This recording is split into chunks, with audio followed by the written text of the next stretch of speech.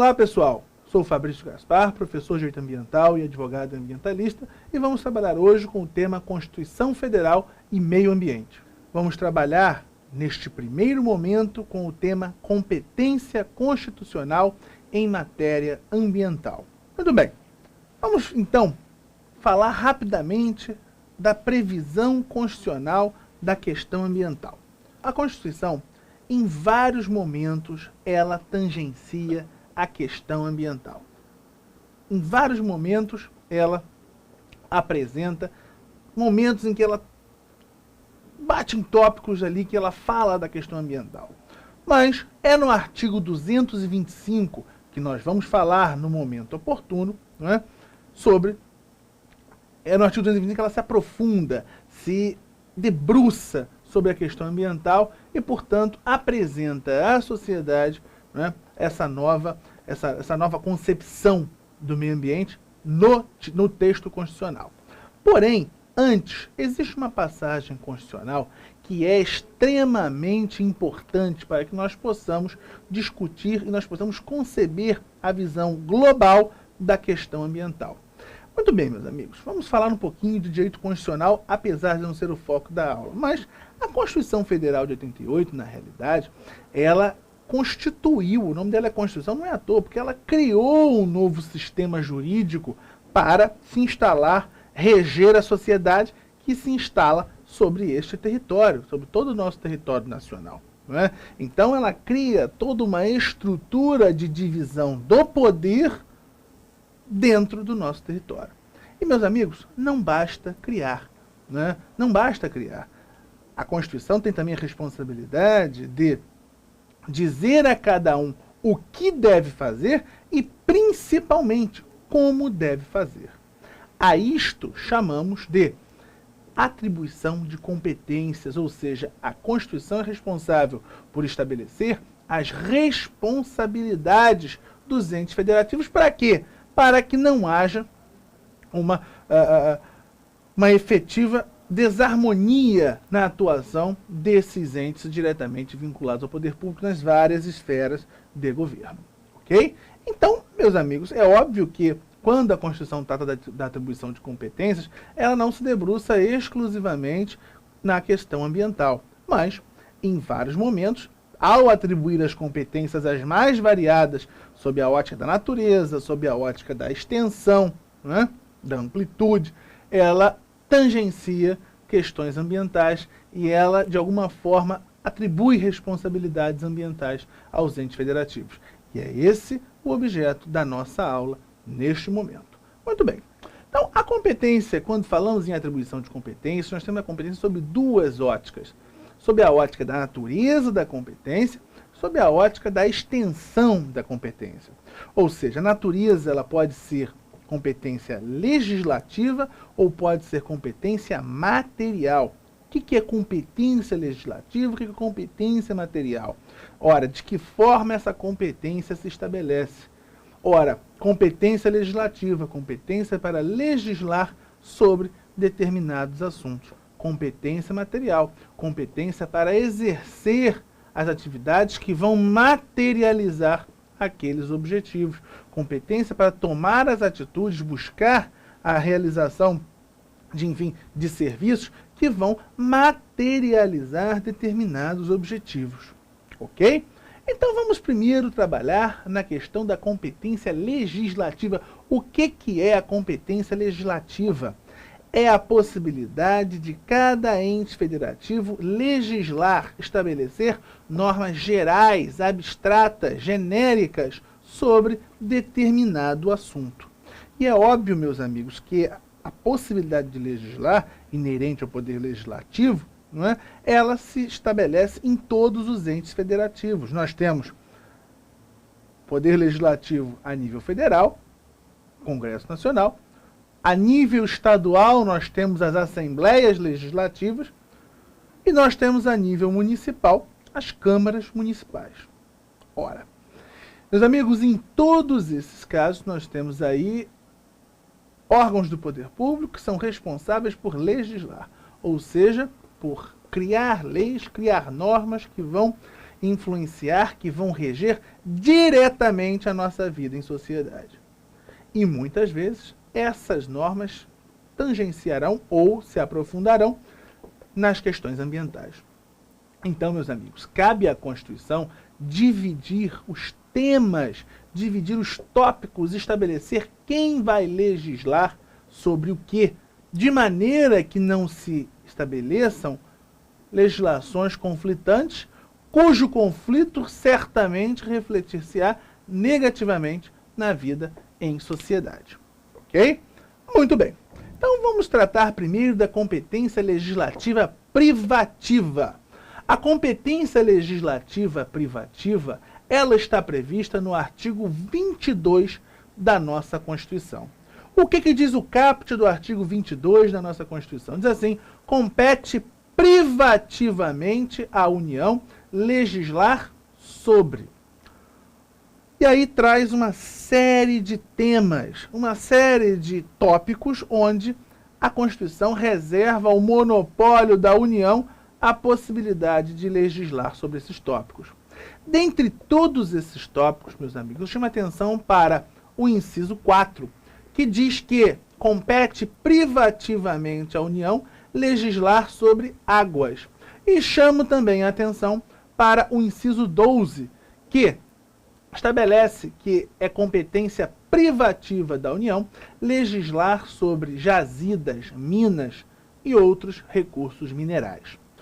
Apesar de termos o direito minerário, com base no Decreto-Lei 227/67, que é o Código de Mineração, entendemos que os recursos minerais também são recursos ambientais e, portanto, por isso a menção neste momento.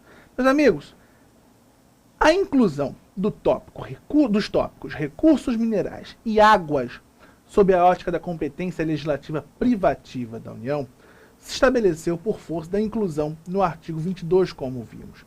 E isso quer dizer que somente a União pode legislar sobre esses tópicos. Portanto, municípios não podem legislar sobre águas. Estados, em princípio, não podem legislar sobre águas. E por que eu digo em princípio? Que nós temos que atentar para o parágrafo único. O que diz o parágrafo único? O parágrafo único do artigo 22 diz que lei complementar poderá autorizar os estados a legislarem sobre tópicos específicos previstos neste artigo. Ou seja, a competência privativa estabelecida pelo artigo 22 da Constituição e que resvala na questão ambiental, quando tratarmos de águas ou de recursos minerais, ela pode ser delegada, ela admite delegação exclusiva aos estados. A Constituição é taxativa. Estados, não incluiu a possibilidade de delegação aos municípios, nem incluiu a possibilidade de delegação ao Distrito Federal. A competência privativa ela pode ser transferida, delegada mediante lei complementar aos estados. Portanto, meus amigos, se a questão de concurso for se os estados podem legislar sobre águas, a resposta é positiva, porém ressaltando que desde que haja lei complementar que o autorize. Okay? Porque a competência privativa, ela por natureza e por força do parágrafo único do artigo 22, ela pode ser delegada. Ok? Muito bem. Do artigo 22, vamos tratar do artigo 23. O artigo 23 já não fala em competência legislativa. O artigo 23, o seu caput diz assim: compete à União, aos estados, ao Distrito Federal e aos municípios, e não fala mais nada. E aí traz nos seus incisos uma série de disposições, todas elas que começam com um verbo: prestar, fazer, proteger, não é? Como é que diz lá os incisos 3, 4, 6 e 7 do artigo 23? Vamos ler para poder atender. Diz lá o artigo 23. É competência comum da União, dos Estados, do Distrito Federal e dos municípios. Inciso 3. Proteger os documentos, as obras e outros bens de valor histórico, artístico e cultural, monumentos, paisagens naturais notáveis e sítios arqueológicos. Esse inciso trata do meio ambiente cultural, recursos ambientais, bens ambientais culturais e físicos, paisagens naturais notáveis, sítios arqueológicos.